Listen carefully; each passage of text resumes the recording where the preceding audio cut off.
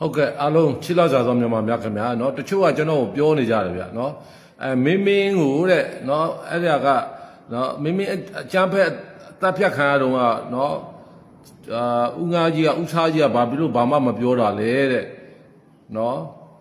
အဲ့လိုမျိုးပြောနေကြတယ်ဗျာเนาะအဲ့လိုမျိုးပြောနေကြတယ်နောက်ပြီးတော့ကျွန်တော်ကဘယ်ဘက်ကရက်တည်တာလဲ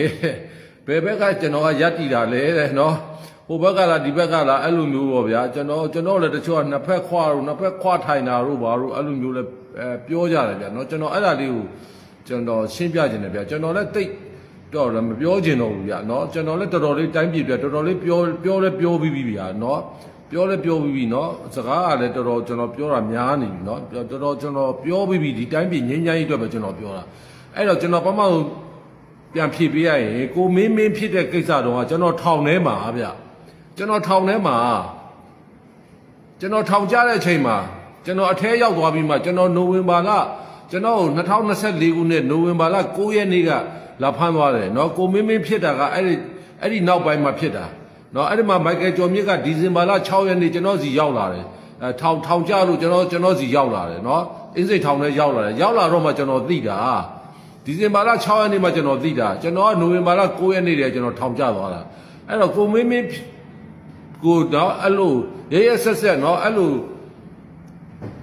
ဖြစ်တဲ့ခါမှာကျွန်တော်အပြင်မှာရှိကျွန်တော်ပြောမှာပေါ့ဗျာခင်ဗျာကျွန်တော်အဲ့ဒီနေရာထိတော့သွားရင်သွားအောင်ပါခင်ဗျာကျွန်တော်ပြောပြီးဟောလားကြိုက်ထုံမှာဟာလား PDF တွေကเนาะတပ်ဖြတ်လို့တေသွားတဲ့နေရာတွေအဲ့ဒီနေရာကနေကျွန်တော်လိုက်တွေ့တယ်เนาะကြိုက်ထုံမြို့တွေကတနေရာနောက်တစ်ခါကြိုက်ထုံမြို့အပြင်ကြိုက်ပြီးရွာเนาะကြိုက်ပြီးရွာမှာဟာလား PDF တပ်လို့ဟာလားเนาะအသက်ဆုံးသွားတယ်ဟာလားကျွန်တော်တို့ဟိုကြိုက်ထုံမျိုးနယ်အုပ်ချုပ်ရေးဟုတ်လားအဖွဲ့ဝင်ဟုတ်လားအဲ့ဒီဟုတ်လားတင်ချာဥဒန်းနိုင်လားဟုတ်လားအဲ့ဒီနေရာကလည်းကျွန်တော်ကြိုက်ပြီးရွာကလည်းကျွန်တော်လိုက်လွေတာနော်အဲ့ကြိုက်ပြီးရွာ